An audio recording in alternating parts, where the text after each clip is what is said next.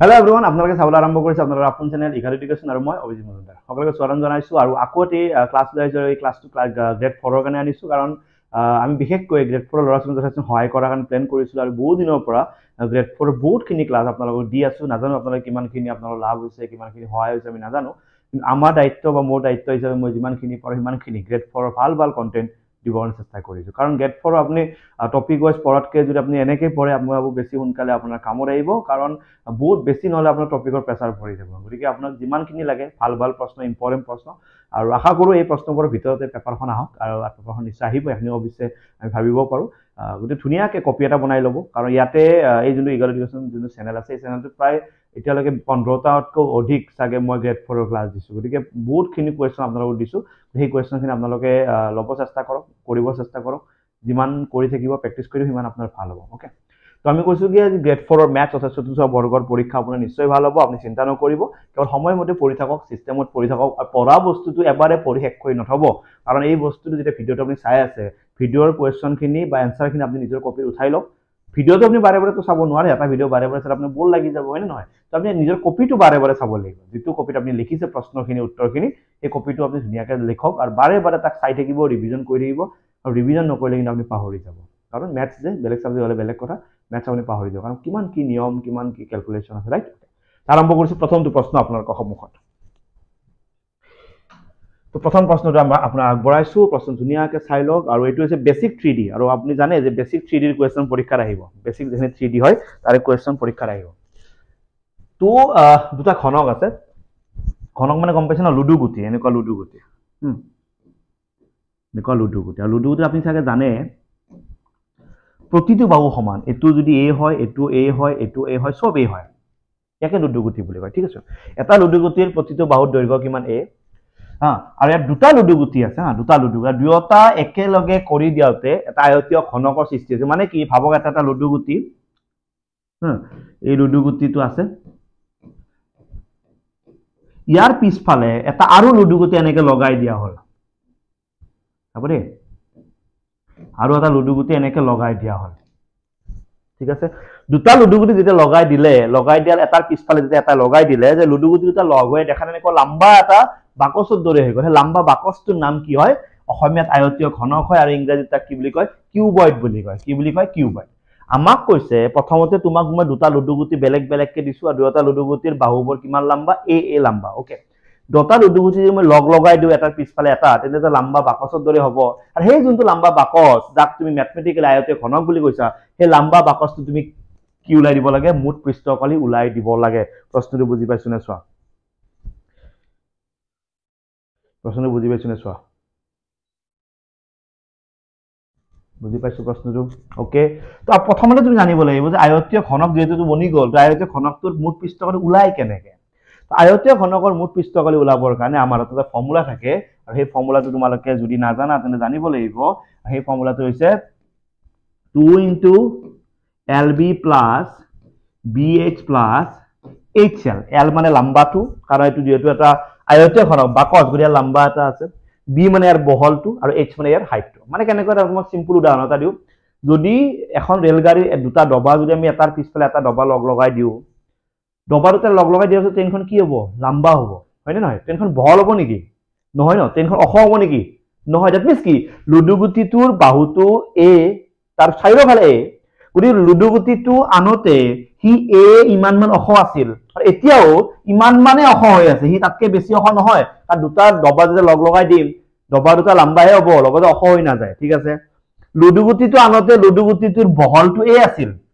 এতিয়াও বহলটো এ হৈ আছে, কাৰণ ৰেলগাড়ী দুখনৰ যেতিয়া ডবা দুটা লগ লগাই দিছো, তেতিয়া ৰেলখন বহল হৈ নাযায়, বহলটো চেম থাকে। কেৱল এটা বস্তু চেঞ্জ হয়, কি হয়? আগতকৈ লাম্বা হ'ব। কিমান লাম্বা হ'ব? আগতে এটা লুডু গুটি এ লাম্বা আছিল, দুটা লুডু গুটি মানে দুটা এ, আৰু দুটা এ মানে এ প্লাছ এ মানে টোটেল কিমান? টুৱাইচ এ লাম্বা হ'ল। দ্যাট মিনছ এই ফৰ্মুলাটো যেতিয়া আমি এল লিখিম, এলৰ জেগাত তুমি কেৱল টুৱাইচ এ লিখিব লাগিব, বিৰ জেগাত তুমি বি এ লিখিব পাৰিবা, আৰু এইচৰ জেগাত তুমি এইচ এ লিখিব পাৰিবা। ঠিক আছে, তো ইয়াতে বহাই দিলে কি হ'ব? এল ইনটু বি, এল মানে হৈছে দুটা এ, বি মানে এটা এ, 2a আৰু a পূৰণ কৰি দিলে কি হ'ব? 2a square. ঠিক আছে, plus b into h, b মানে এটা এ, এইচ মানে আৰু এটা এ ইনটু এ মানে হৈছে A square, H into L, H মানে আকৌ এটা এ, L মানে আকৌ কিমান টুৱাইস এ পূৰণ কৰিলে আকৌ কিমান টুৱাইস a স্কয়াৰ ঠিক আছে ভিতৰত কিমানটা a স্কয়াৰ আছে দুটা দুটা চাৰিটা চাৰিটা একে কিমানটা পাঁচটা a স্কয়াৰ ব্ৰেকেটৰ আগত কি আছে পূৰণ তো পূৰণ 5 2 গুণ কিমান 10টা a স্কয়াৰ আমি आंसर কিমান পাইছো 10a স্কয়াৰ তো কোড আছে option b is the correct answer আৰু এইটো হৈছে 3D অৰ্থাৎ 3 ডাইমেনশন আৰু 3 ডাইমেনশন এনেকুৱা কোৱেশ্চন কি তুমি চাবই লাগিব তোমাক লাগিব তুমি জানা এইটো কথা Which of the following pair has the HCF 1 আমি কব লাগে তলৰ কোনজোৰ সংখ্যাৰ গসাগু 1 হয় তুমি সদায় মনত ৰাখিবা যদি কাৰোবাৰ গসাগু যদি 1 হ'ব লাগে কাৰোবাৰ যদি গসাগু 1 হ'ব লাগে প্ৰথম কথা হৈছে সংখ্যা দুটাৰ মাজত কোনো এনেকুৱা সংখ্যা থাকিব নালাগিব যে সংখ্যা দুটা কোনো বেলেগে যাতে হৰণ কৰিব নোৱাৰে হৰণ মানে কমন নাম্বাৰ দি সব হ'ব পাৰে ইয়াৰ 5 দি যায় ইয়াক কিন্তু 5 দি নাযায় ইয়াক 3 দি যায় ইয়াক 3 দি নাযায় মানে দুটা কমন এনেকুৱা নাম্বাৰ থাকিব নোৱাৰিব যিটো কমন নাম্বাৰে দুটাকে যাতে হৰণ কৰিব পাৰে এই দুটা চোৱা ইয়াকো 5 হৰণ কৰিব পাৰে ইয়াকো 5 হৰণ কৰিব পাৰে এনেকুৱা হলে নহব ইয়াকো 3 হৰণ কৰিব পাৰে ইয়াকো 3 হৰণ কৰিব পাৰে এনেকুৱা হলে নহব ইয়াকো 4 দি হৰণ কৰি যাব ইয়াকো 4 দি হৰণ যাব নহব কিন্তু ইয়াত দুটা চোৱা ইয়াক 2 দি যায় ইয়াক 2 দি নাযায় ইয়াক 5 দি যায় ইয়াক 5 দি নাযায় দুয়োকে কেৱল 1 ৰ বাহিৰে বেলেগে হৰণ কৰিব নোৱাৰে আৰু এনেকুৱা সংখ্যা যদি তুমি গসাগু উলাব যোৱা ইচ্ছা উলাব যোৱা option D is the correct answer সদায় গসাগু বা ইচ্ছা তুমি কিমান পাবা সদায় তুমি 1 এই পাবা পাইছা বুজি ইয়ালৈকে ঠিক আছে না চোৱা ক্লিয়াৰ ওকে নেক্সট কৰো if the HCF of two number 16 দুটা সংখ্যা দিয়া সংখ্যাৰ গসাগু কিমান 16 সংখ্যাৰ পূৰণফল কিমান 6400 দুটা সংখ্যাৰ গসাগু 16 দিয়া আছে সংখ্যাৰ পূৰণ যদি কৰো তো পূৰণফল কিমান 6400 কব লাগে লসাগু কিমান তুমি যেতিয়া স্কুলত পঢ়িছিলা তুমি এটা ফৰ্মুলা মনত আছে না তুমি চাই লোৱা যে লসাগু আৰু গসাগু যদি তুমি পূৰণ কৰা তেতিয়া কি হয় সংখ্যা দুটাৰ পূৰণফলৰ সমান হয় হয়না এনেকৈ পাইছিলানে যদি দুটা সংখ্যা তোমাক দিয়া যায় এই সংখ্যা দুটাৰ লসাগু যিমান হ'ব সংখ্যা দুটাৰ গসাগু যিমান হ'ব এই লসাগু আৰু গসাগু যেটা তুমি পূৰণ কৰিবা এটা आंसर পাবা আৰু সেই आंसरটো এই যি দুটা সংখ্যা তুমি কথা পাতি আছিলা এই সংখ্যা দুটাৰ পূৰণফলৰ সদায় সমান হয় মানে লসাগু পূৰণ গসাগু সমান সংখ্যা দুটাৰ পূৰণফল হল এতিয়া আমাক লসাগু মানে আমি নাজানো গসাগু মানে আমি জানো কিমান 16 আৰু সংখ্যা দুটাৰ পূৰণফল মানে আমি জানো কিমান 6400 হ'ব ইয়াৰ পৰা যদি মই লসাগু উলাও কি হ'ব 6400 ডিভাইডেড বাই কিমান 16 তো 16 ৰে কিবা যাব 16 4 গুণ কিমান 64 লগত দুটা শূন্য তাত आंसर কিমান লসাগু মানে হৈছে 400 তাত লসাগু কিমান পাইছো 400 পাইছো বুজি পাইছা ওকে তো 400 কবৰ অপচন আছে তো option A is the correct answer বুজি পাইছা নে কোৱা next question okay next to চাও এটা The present age of A, B and C are in proportion 4:7:9. Okay. A, B, C বৰ্তমান বয়সৰ অনুপাতটো দিয়া আছে দিছন আমি জানো বৰ্তমান বয়সৰ অনুপাত দিয়া আছে অনুপাত বুলি ক'লে A মানে 4 বছৰ নহয় 4 ৰ লগত কিবা এটা দি দিয়া সাপোজ x B মানে 7 বছৰ নহয় 7 ৰ লগত কিবা দি দিয়া x C মানে 9 নহয় 9 ৰ লগত কিবা এটা দি দিয়া 9 ঠিক আছে 8 বছৰ আগত চোৱা সদায় মনত ৰাখিবা যেতিয়া আগত বুলি কয় বয়সটো বিয়োগ কৰিবলৈ যেটা পিছত বুলি কয় বয়সটো প্লাস কৰিব লাগে ঠিক আছে তো 8 বছৰ আগত বুলি ক'লে এৰ বৰ্তমান কিমান চলি আছে 4x তো 8 বছৰ আগত কিমান চলিব 4x ৰ পৰা 8 এটা বিয়োগ কৰা হ'ব আজি b ৰ কিমান চলি আছে 7x 8 বছৰ আগত বুলি ক'লে 7x ৰ পৰা এটা 8 বিয়োগ কৰা আজি c ৰ কি চলি আছে 9x 8 বছৰ আগত বুলি ক'লে 8 এটা বিয়োগ কৰা ঠিক আছে এৰ বৰ্তমান চলি আছে 4x তাৰ পৰা 8 বিয়োগ কৰিছো 20 চলি আছে 7x 8 বিয়োগ কৰিছো ইয়া চলি আছে 9x 8 বিয়োগ কৰিছো আৰু গোটেইখিনি কি কৰিব দিছে প্লাস কৰিব দিছে প্লাস কৰিলে কিমান হ'ব বুলি কৈছে 56 তো গোটেইখিনি মই কি কৰিছো প্লাস কৰি কি কৰিছো 56 এখনি বৰ্তমান এখনি আজি তাৰ বয়স হৈ আছে 8 বছৰ আগত ইয়াৰ বয়সটো -8 8 বছৰ আগত ইয়াৰ লগত -8 8 বছৰ আগত ইয়াৰ লগত -8 আৰু সেই -8 কৰা গটা আকৌ কি কৰিব লাগে প্লাস ইকুৱেল কিমান 56 হাতে সাৰি কিমান 11 আৰু 9 ইফালে কিমান 20 ঠিক আছে 8 8 8 8 3 গুণ কিমান 24 24 টো বিয়োগ ন বিয়োগটো ইফালে লৈ যোৱাচোন 24 টো বিয়োগটো ইফালে লৈ গলে কি হ'ব 24 টো প্লাস হৈ যাব ওকে 6 4 কিমান ইফালে 10 5 6 7 ইফালে 8 ওকে x ইকুৱেল কি হ'ব 20 টো ইফালে গলে হৰণ হ'ব হৰণলে 20 ৰে কিবা যাব 4 বাৰ ওলাব কি লাগে তেল বৰ্তমান বয়স ওকে ইয়াতে 4 বহালে কিমান 4 4 16 তো প্ৰথমটো 16 পালো ইয়াত 4 বহালে কিমান 7 4 গুণ 28 সেকেন্ডটো 28 পালো ইয়াতে 4 বহালে কিমান 4 9 গুণ কিমান 37 গতি आंसर কিমান 16 28 আৰু 37 16 28 আৰু 37 কোড আছে yes option d is the correct answer 16 28 আৰু 37 ঠিক আছে আৰু মই যেটা ক্লাস 2 কো অকমান টাইম টু কম কে লম মানে কি কোৱেশ্চন মই সমানে লম 1 ঘন্টা ক্লাস এটা ধৰা যেহনি কোৱেশ্চন লোৱা যায় ওকে মই ইমান কোৱেশ্চনে লম কিন্তু কম টাইমত কৰি দিও যাতে ভাবো কি এঘণ্টা এটা নেট খৰচ কৰি অলৰেডি ইমান বেলেগ বেলেগ জায়গা ক্লাছ চাবই লাগে তুমি আৰু এঘণ্টা এটা নেট খৰচ কৰি চোৱাটো সম্ভৱ নহয় কাৰণ মই সেম 10টা মানে কোৱেশ্চন লওঁ বা 11টা 12টা কোৱেশ্চন লওঁ অলপ কম টাইমত লওঁ তুমি লক্ষ্য কৰিছা চাগে কোৱেশ্চন কিন্তু 10টাই থাকিব হা আকে সমান কোৱেশ্চন থাকে কিন্তু কম টাইমত মই হেক কৰিব চেষ্টা কৰোঁ ঠিক আছে next one the area of two circle দুটা বৃত্তৰ কালিৰ অনুপাত ওকে বৃত্তৰ দুটা বৃত্ত বুলি ক'লে ন দুটা বৃত্ত বুলি কোৱালে তাৰ ব্যাসাৰ্ধক এটা বেলেগ বেলেগ ফাৰ্স্ট কথা ওকে তো দুটা ব্যাসাৰ্ধক তুমি r r বুলি নাম নিদিবা দুটা ব্যাসাৰ্ধক তুমি বেলেগ বেলেগ নাম দিবা ঠিক আছে এটা সাপোজ পাই r স্কয়ার দিছো এটা সাপোজ পাই ক্যাপিটাল r স্কয়ার দিছো দুটা আর দুটা বেলেগ মানে কি দকে কাটপা নৰু আমি বুঝছো না আৰ দুটা বেলেগ দা উদ্দেশ্য কি দকে আমি কাটপা নৰু ওকে আৰ দুয়ৰে অনুপাত মানে যেটো আমাৰ অনুপাত অনুপাত কিমান বুলি কৈছে 16:25 অনুপাতটো সিধাও কৰিব পাৰে হয় না নহয় প্ৰথমটো ওপৰক লৈ গলা সেকেন্ডটো তলক লৈ গলা ইকুয়াল টু কিমান 16/25 পাই কাটা গেল এটো স্কয়ার কৰিলে কিমান এটো 4 স্কয়াৰ এটো 5 স্কয়াৰ টোটাল কিমান 4/5 স্কয়াৰ ইয়াতে এটো r আৰু ইয়াতে এটো r কৰিলে কিমান ইমান স্কয়ার দ্যাট মিন্স কি পালা r/r is equal to 4/5 okay তো ইয়াৰ পৰা আমি এটা বস্তু ক'ব পাৰ r ৰ ভ্যালুটো 4 বুলি ভাবিব নালাগে r ৰ ভ্যালুটো তুমি 4 ৰ লগত কিবা এটা দি দিয়া r ৰ ভ্যালুটো 5 বুলি ভাবিব নালাগে r ৰ ভ্যালুটো 5 ৰ লগত কিবা এটা দি দিয়া হ'ব এৰ ওলাব কি লাগে ইহতে পৰিধি অনুপাত তুমি যেটা জানা বৃত্তৰ পৰিধি সূত্ৰ কি 2 পাই r প্ৰথমটোৰ ব্যাসাৰ্ধটো স্মল r গতিকে স্মল r দিছো সেকেন্ড টু 2 পাই r মানে কি ক্যাপিটাল r আৰু অনুপাত মানে এনেকৈ লিখিব পারে এটো ভ্যালু ওলাব দিছে ওকে 2 2 কাটা গেল পাই কাটা গেল উপৰত কি আছে r r মানে কিমান পাইছিলা 4x এটো মানে কিমান পাইছিলা 5x x কাটা গল आंसर কিমান 4/5 আকৌ 4/5 কেনেকৈ লিখিব পাৰি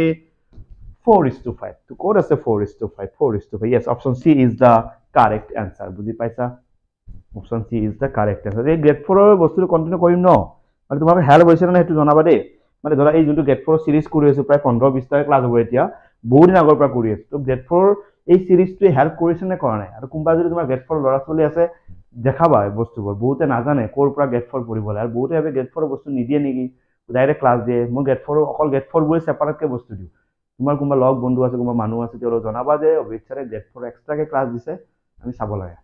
তো পিছত নহলে পস্তাব লাগিব পৰীক্ষা যিকোনো মুহূৰ্তত হৈ যাব পাৰে যিকোনো মুহূৰ্তত ডেট এনাউন্স কৰি দিব পাৰে গতিকে অকমান যদি সুবিধা হয় লগ বন্ধু কোনোবা আছে যে grade 4 প্ৰিপাৰেচন কৰি আছে আৰু তেওঁলোক নাজানে কোৰ পৰা grade 4 প্ৰিপাৰেচন কৰিব লাগে তো তেওঁলোক জনা হোৱা যে ইয়াৰ পৰা grade 4 প্ৰিপাৰেচন কৰিব পাৰি ওকে grade 4 ৰিজনিং মই দিয়া ষ্টাৰ্ট কৰিম ৰিজনিং লাগিব নেকি grade 4 ৰিজনিং লাগিব নেকি লাগে যদি জনাবাচোন যদি ৰিজনিং লাগে মই ৰিজনিং দিব কাৰণে সাজু আছো next question the difference of the place below difference মানে পাৰ্থক্য ওলাব লাগে পাৰ্থক্য মানে এসি মাইনাস ওলাব লাগে কাৰ মাইনাস স্থানীয় মান কাৰ স্থানীয় মান 5 আৰু কি ওলাব লাগে সাংখ্যিক মান চোৱা স্থানীয় মান মানে কোনটো স্থানত বহি আছে সাংখ্যিক মান মানে তাৰ মান কিমান ঠিক আছে সদায় মনত ৰাখিবা স্থানীয় মান তুমি যদি কোনোবা বুজি নপোৱা বুজি লোৱা ইয়া স্থানীয় মান আছে 2 ৰ লগত 1 পূৰণ 2 1 গুণ 2 ইয়া স্থানীয় মান আছে 6 ৰ লগত 10 পূৰণ দ্যাট মিন্স কিমান 60 ইয়া স্থানীয় মান আছে 3 ৰ লগত 100 পূৰণ মানে কিমান 300 ঠিক আছে ইয়া স্থানীয় মান আছে 5 ৰ লগত 1000 পূৰণ মানে কিমান 5000 এই কথা আছে স্থানীয় মান বুজি পাইছা তো 5 ৰ স্থানীয় মান মই কিমান পালো 5000 পালো হল এটা সাংখ্যিক মান সব সাংখ্যিক মান মানে কি 5 ৰ সাংখ্যিক মান তোমাৰ লগত 5 টাকা এটা আছে তো 5 টাকা তুমি 5 টকীয়া চিপছে পাবা ন থৈ 10 টকীয়া চিপছ পাবা নোপোৱা মানে সেই 5 টকা যেটো তুমি লগত লৈ গৈছা তাৰ ভ্যালুটো কিমান তাৰ ভ্যালুটো 5 টকীয়া হয় এই 5 টকাৰে বস্তু দিব পাৰিব এই যোনটো 5 টকাটোৰ 5 টকাই মিনিং 10 টকাটোৰ 10 টকাই মিনিং হেতু কি বুলি কয় সাংখ্যিক মান বুলি কয় যাক আমি ফেস ভ্যালু বুলি কওঁ তো 5 ৰ সাংখ্যিক মান 5 যতে বই না থাকক এই 5 মানে ওপৰৰ পকেটত নিলে এই 5 টকীয়া চিপছ পিছফালৰ পকেটত নিলে এই 5 টকীয়া চিপছ আনিব পাৰিব বুজি পাইছানে ই যতে বই না থাকক 5 ৰ সাংখ্যিক মান সদায় 5 হৈ থাকিব গতিকে সাংখ্যিক মান কি হয় সাংখ্যিক মান হল সংখ্যাটো দিয়ক বা নিদিয়ক চাবই না লাগে 5 ৰ সাংখ্যিক মান 5 6 ৰ সাংখ্যিক মান 6 ওকে তো 5 ৰ স্থানীয় মান বুলি কলে কথাটো বেলেগ স্থানীয় মান কোনটো স্থানত হি বহি আছে হেতুৰ ওপৰত নিৰ্ভৰ কৰে তো 5 ৰ স্থানীয় মান বুলি কলে মই 5000 পালো আৰু 5 ৰ সাংখ্যিক মান ওলাব দিছে 5 ৰ সাংখ্যিক মান মই কি পাম 5 পাম বিয়োগকে বিয়োগ কৰা কিমান হ'ব 4995 is the result 4995 option C is the correct answer option C is the correct answer পাইছো বুজি ক্লিয়াৰ সবৰে বুজি পাই আছো অসুবিধা হোৱা নাই কাৰো ঠিক আছে ওকে নেক্সট ওয়ান -7 আৰু -3 ৰ মাজৰ অখণ্ড সংখ্যাবোৰৰ পূৰণফল হে মাজৰ অখণ্ড সংখ্যা তুমি চাগে জানা এটো নাম্বাৰ লাইন সব ইয়াতে যদি -3 থাকা না ইফালে কোন থাকিব -4 -5 -6 আৰু তো -7 একে গৈ থাকিব হয় নে নহয় -3 আৰু -4 ৰ মাজৰ বুলি ক'লে ন মাজৰ বুলি কোৱাৰ লগে লগে এইটোও নাহে আৰু এইটোও নাহে আৰু অখণ্ড সংখ্যা বুলি ক'লে মাজৰ অখণ্ড সংখ্যা কোন হয় ইয় তিনিটা হয় হয় আৰু সেই ইয় তিনিটাৰ কি লাগে ইয় তিনিটাৰ লাগে পূৰণ ফল কেনেকৈ ওলাই মাইনাছে মাইনাছে প্লাস প্লাসে মাইনাছে মাইনাস ওকে 5 4 গুণ 20 আৰু ইফালে কিমান আছে 6 20 আৰু 6 যদি পূৰণ কৰা 6 দুগুণ কিমান 12 দ্যাট মিন্স কিমান 120 দ্যাট মিন্স আনসার ইজ -120 ক'ত আছে option b is the correct answer option b is the correct answer পাইছা বুজি সবাই বুজি পাইছা ঠিক আছে এটুৰ পৰা কি বিয়োগ কৰিলে এটু হয় কি বিয়োগ কৰিলে চাব দে 4 ৰ পৰা কি বিয়োগ কৰিলে 5 হয় এনেকতে কৈছে না কথাটো তো সেই বস্তুতে কৰিম আমি চাব দে এটুৰ পৰা কি বিয়োগ কৰিলে সাপোজ x কিবা বিয়োগ কৰিলে आंसर কিমান হয় -1 সিম্পলিফাই কৰিম এই -x টো ইফালে গলে কি হ'ব +x ইয়াতে অকল কোনি আছে -5/7 আৰু -1 টো ইফালে গলে কি হ'ব +1 7 টো ইয়াত থাকি গল -5 হাতে 1 গুণ কিমান 7 ইয়াত অকল কোনি আছে x হাতে আছে ওপৰত কিমান -12 তলত কিমান আছে 7 তাতে x ইকুৱেল কিমান -12 বাই ওকে সৰি ইটস নট -12 এটু মই প্লাস মাইনাস দেখা পাই আছো ওকে একো নাই এটু প্লাস হয় it's not a minus okay তো দটা ডাঙৰ গুণি 7 7 লগত কি আছে প্লাস আছে তো কি লিখিম 2 তলত কি লিখিম 7 দ্যাট আনসার ইজ 2/7 তো 2/7 is right okay option c is the correct মই 12 কিয় লিখা গৈছে তো মাইনাস বুলি ভাবি আছো ওকে তো প্লাস হয় ওকে মাইনাস হলে -7 -5 -12 ওকে তো এটা প্লাস হয় তো +2/7 is the result option c is the correct answer বুজি পাত কষ্ট হৈছে অসুবিধা হোৱা নাই কাৰো অসুবিধা হোৱা নাই হ'ব নালাগে কিন্তু মই যিমান ধুনীয়াকে দি আছো সুন্দৰকে কথাবোৰ কৈ আছো লাহে লাহে বুজাই আছো সিম্পল কে বুজাই আৰু একদম তোমাৰ লেভেলত কোৱেশ্চন দিছো তোমাৰ যদি এনেকুৱা লাগি আছে ইমান ইজি পৰীক্ষা আহিব নেকি মই যদি তুমি ইজি পাইছা তোমাৰ প্লাস পইণ্ট তোমাৰ প্ৰফিট তোমাৰ প্ৰেক্টিস ভাল হৈছে তুমি যদি ইজি পাইছা তোমাৰ প্ৰেক্টিস ভালে আছে ইজি নহয় এটো লেভেল কিন্তু ধৰা মোক যদি গেট 3 এটা মেথ মই ইজি বুলি কম ন মই কওঁ ইমান ইজি মই ইজি পালে কেনেকৈ হ'ব সব ইমান লাখ স্টুডেন্ট আছে সবৰে কাৰণে ইজি নহয় ন হেতুৰে কম্পিটিশন এখানে পৰীক্ষাত টপাৰ এজন বা দুজন থাকে ন সবে টপাৰ হয় নেকি নহয় ন তোমাৰ ক্লাছত 30টা চলি থাকে হাইয়েস্ট এজনে পায় 99 হিটো কবই পেপাৰখন ইজি হৈছে হি ইজি হলক বুলি তোমাক কব লাষ্টৰ জনে কি কব ইজি হৈছে মই পাৰাই নাই কিবাকে পাস কৰিলি হয় ইজ এ কনসেপ্ট এটো একদম সিম্পল কথা তুমি স্কুলৰ দিনৰ পৰা কথা জানি আহিছা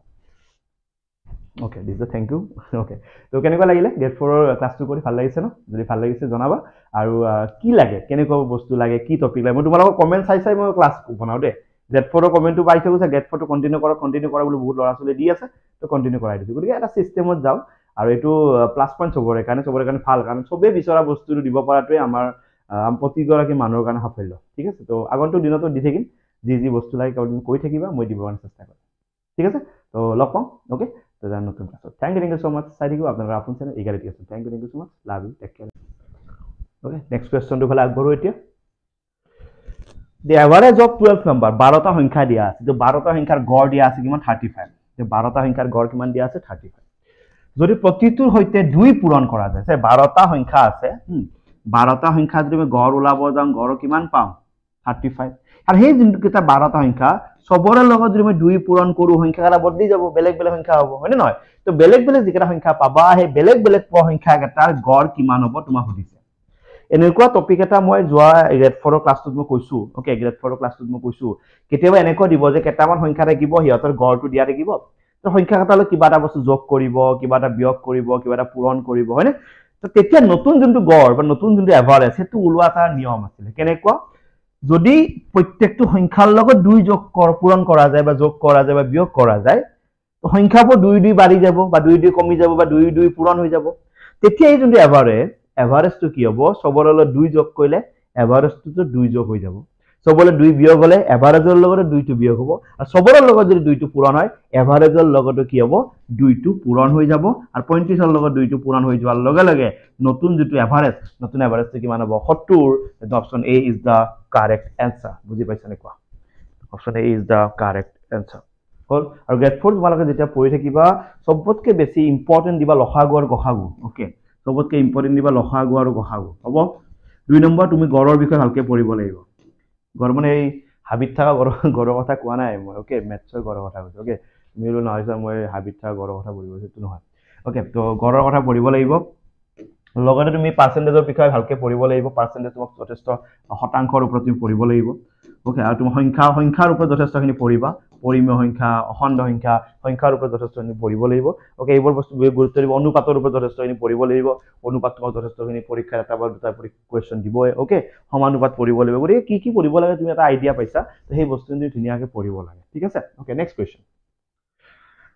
The radius of a sphere is 2 আৰু মই দেখিছো 3 ডাইমেনশনাল কোৱেশ্চন তোমাৰ আজি মই ইন্ট্ৰোডিউস কৰিছো দেখিছা তেতিয়া এটা কইলো আয়তীয় ঘনকৰ ইবাৰ কৰিছো গোলকৰ ওপৰত আৰু 3 ডাইমেনশনাল প্ৰশ্ন পৰীক্ষাত কিয় আহে তুমি সুধাছা কিয় আহে 9 10 তে আছে নহয় ক্লাস 8 তো 3 ডাইমেনশনাল কোনবোৰ এই জীবৰ মই দি আছো জীবৰ একদম বেসিক হয় সেই বেসিকবোৰ ক্লাস 8 তে আজিকালি পায় ক্লাস 8 ত পোৱা বস্তুটো তুমি নাহে বুলি পৰীক্ষাত ক'ব নোৱাৰা 3D ৰ এইটো লেভেল যেটো লেভেল মই কৰাই আছো এই লেভেলটো তুমি কৰিব লাগিব এই লেভেলটো মই যথেষ্টখিনি হেল্প কৰিব ওকে এটা গোলকৰ যদি ব্যাসাৰ্ধ বা ৰেডিয়াস 2r হয় তাৰ আয়তন কিমান চ আমি যেতিয়া যিকোনো বস্তু আলোচনা কৰিব গোলকৰ বিষয় যদি আলোচনা কৰো আমি আৰ ৰেডিয়াসটো হৰে কি বুলি ভাবো ৰেডিয়াসটো হৰে স্মল r বুলি ভাবো যদি গোলক এটা ৰেডিয়াসটো r হয় তেতিয়া তাৰ আয়তন কিমান হয় জানা আমাৰ মতে সূত্ৰটো কি 4/3 পাই r কিউব যদি এটা গোলকৰ ব্যাসাৰ্ধ যদি r হয় তেতিয়া তাৰ আয়তন কিমান 4/3 পাই r কিউব তাৰ আয়তন হয় কিন্তু আমাক সুধিছে যদি মই r নধৰি পেলাই যদি মই 2r ধৰি দিও যদি মই r নধৰি পেলাই যদি মই 2r ধৰি দিও তেতিয়া আয়তন কিমান হ'ব তো তেতিয়া আমি আয়তন ওলাব পাৰিম 4/3 টো ইয়াত থাকিব পাই টো ইয়াত r জাগাত মই কি লিখিম 2r কিউবটো মই লছন নকৰো কেৱল r জাগাত লিখিম 2r এই বস্তুখিনি লিখাতে যাতে খেলিমেলি নহয় আৰু ব্ৰেকেটটো যদি তুমি নিদিয়া তেতিয়া কিন্তু তোমাক দিগদাৰ হ'ব কাৰণ r জাগাত 2r বহিছে ন r2 গুটে r2 মানে 2r হ'ব লাগিব কিউবটো যদি r লগত আছে r জাগাত যি বহিব সবৰে তাত কিউবটো আহিব লাগিব সিম্পলিফাই কৰিলে কি হ'ব 4/3 পাই তো এই কিউবটো যদি 2 ৰ লগত 2 3টা মানে 8 আৰু r লগত আহিলে r কিউব ওকে তো কাটা কাটি যাই যদি না যায় 8 4 গুণ কিমান 32 তলত 3 লগত আছে পাই r কিউব 32/3 পাই r কিউব ক'ত আছে option D is the correct answer বুঝি